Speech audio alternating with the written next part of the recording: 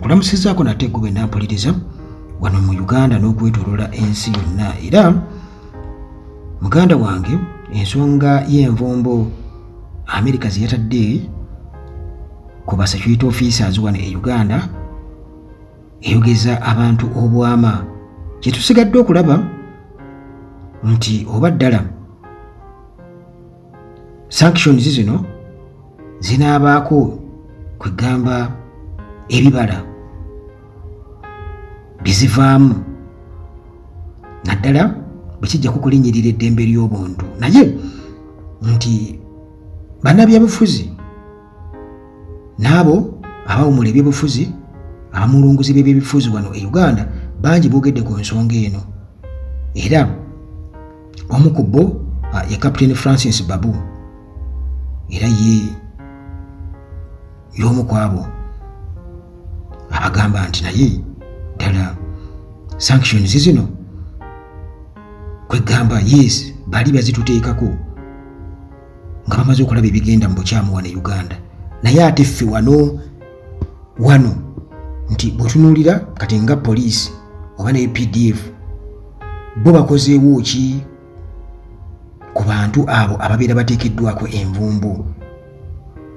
Olwo nno betwogerako Captain Francis Babu ye yali Minister owa State for Housing agamba nti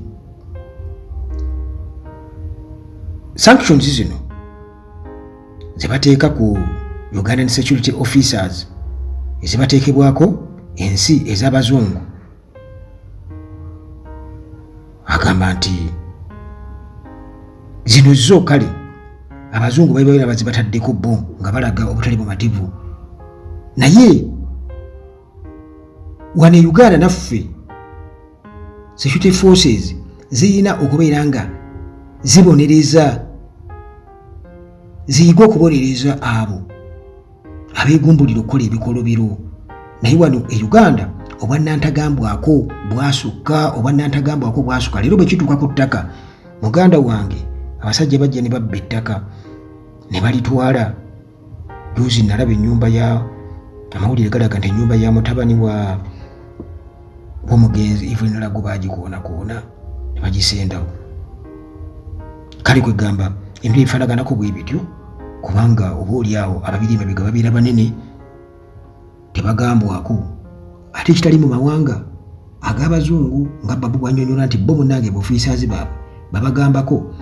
Era muganda wange gwe nampuliriza abannajja dda kantwale omukisa guno kasunjogedde ku ttaka okubeera nga mbajjukiza nti abannajja dda investments bano basaale nnyo mu kunoonyeza ettaka eddungi eritaliiko ndooliito.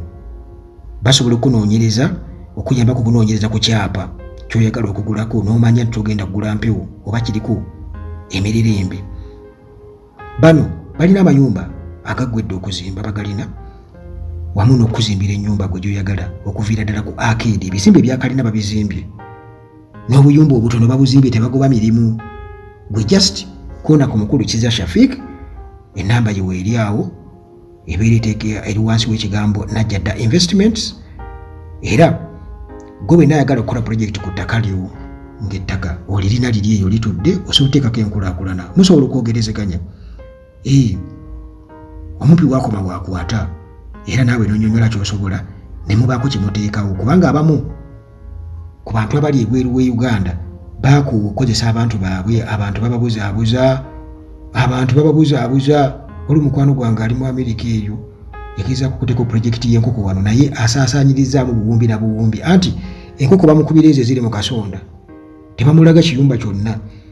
Kati munnange era n'amaliriza ng'akoze loosi, era yaŋŋamba ennaku ezo nti muganda wange, Uganda at large ebyenkoko ngenda kubivaako, ebye Uganda projects ngenda zeesonyiwa, abantu bannemesezza. Kale kozesa abantu be mugenda okuyingira nabo mu contract, era bagguse ekyo ky'obeera obalagidde. Ensuku bazisimbye, emmwanyi bazisimbye, emiti bagisimbye, enzizi bazisimye, ebiriba byennyanja babitaddewo, ente zifaamu bazikoze. Gwe just omukulu Kiza Shafik mugambe sooka ondageko, ndagaako ku bintu bye mukoze, ajja kukulaga. Munnange Babu atutegeeza tuzeeyo ku nvumbo sanctions, tuzeeyo ku nvumbo. Agamba nti lwaki poliisi tekwata abantu baayo n'amagye ne babavunaana ne babasanctioninga bo kennyini? Babu nga yeebuuza n'agamba nti waliwo mu butuufu obuzibu wano tulaakinga internal accountability nga tukozesa amateeka ag'e Uganda okugakuteekesa mu nkola amateeka wano tegaluma. Waliwo abantu abamu nga bo bali immune ku mateeka tegabakwatako. Munnange Babu era nga yaliko omubaka wa Kampala Central atutegeeza te mu butuufu United States bw'olaba ebintu byayo ng'egye babikwasaganyamu ewaabwe olabira nti ebikwatagana nabya wano olaba nti bo buli kimu kiri mu layini.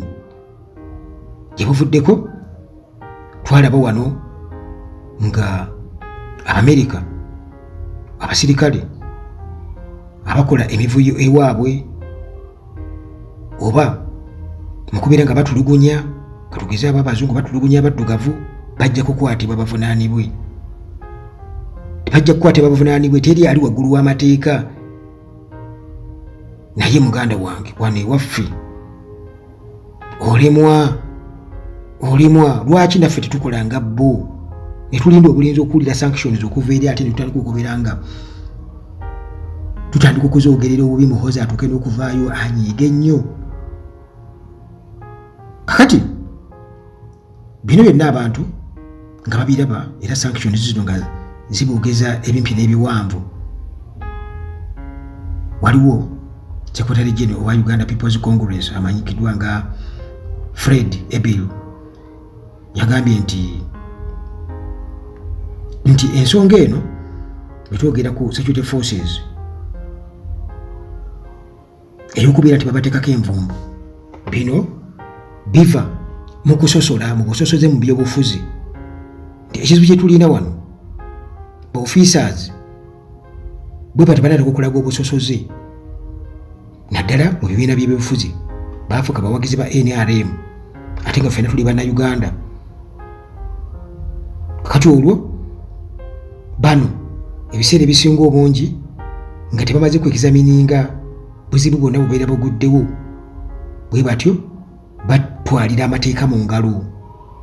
Bwe batuuka ku bibiina ebirala ebiri ku ludda oluvuganya babirabira ddala nga ebiyeekera. Engeri gye babiyisaamu babiyisanga ebyabayeekera babeera bayeekedde gavumenti. Kitegeeza nti wagenda kuvaawo obutali bwenkanya naddala nga bakwasaganya endowooza y'ebibiina ebyenjawulo.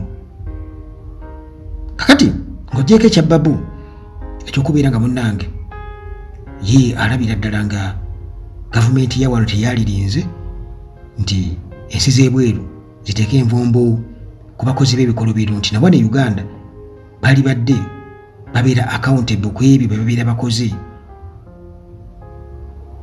Fred Ebill owa UPC yagamba nti sanctions zino envumbo zino zigenda kukola ng'ekyokulabirako eri Uganda Security Forces naye bayiga bo tebayiga.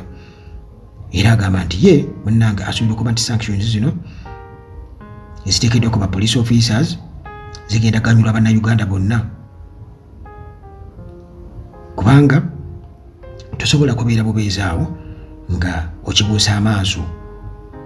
Amerika kye bakoze kisobola okubeera nga kifuula obulamu obukalubo ennyo nga bakutaddeko envumbo. Kakati olwo abo bannaabwe ba counterparts baabwe balina okubeera nga bayiga nti balina okubeera nga bateeka ekitiibwa mu ddembe ly'obuntu. Era omu ku babe ba palamenti amanyikiddwa nga Frank Kabuye owa Kasanda County yagamba nti mu kuwagira Ebill kyeyayogedde yagambye nti ffe munnange twayindiza sanctions zino paka zigenda kukola nga okulabula eri security personnel bonna nti envumbo zigenda kukola ng'ekyokulabirako wamu n'okulabula nti gwe munnange ng'okyalinyirira eddembe ly'obuntu nga oli mu gurupu era okolera ku biragiro. Muganda wange gwokyali mu order from above, naye gwe baba nabakuteekako envuba bagenda zikuteekako gwe nga gwe wekka, era ogenda kufeesinga consequences gwe wekka. Ozaalire n'emirerembe abantu bo, abaana bo, mukyala wo oba bakyala bo. Ekintu munnange kyokoledde nga oba kyokoze ng'okolera ku order. Kale munnange bwe kucamuka kukyaliwo era ng'abantu bonna bazaaniriza sanctions zino newankubadde nga bannaffe bekikwatako bo nga balya mu kulinnyirira ddembe ly'abuntu. Oludde baatulaze dda nti balina backing, Pani Muhoozi yataddeyo dda oludde obusungu bwe. Ffe tulinze bulinzi kulaba nti mu butuufu international pressure ejja kuvaamuko at least ebibala mu ggwanga lyattu Uganda wamu ne security organs okubeera nti nno munnange zeddako bakitegeere nti tebali waggulu nnyo nga babakola ki, si bakitalo nnyo nga be balowooza, kubanga Paul Kafeero yagamba nti twali tulabye abanene emirembe engalo.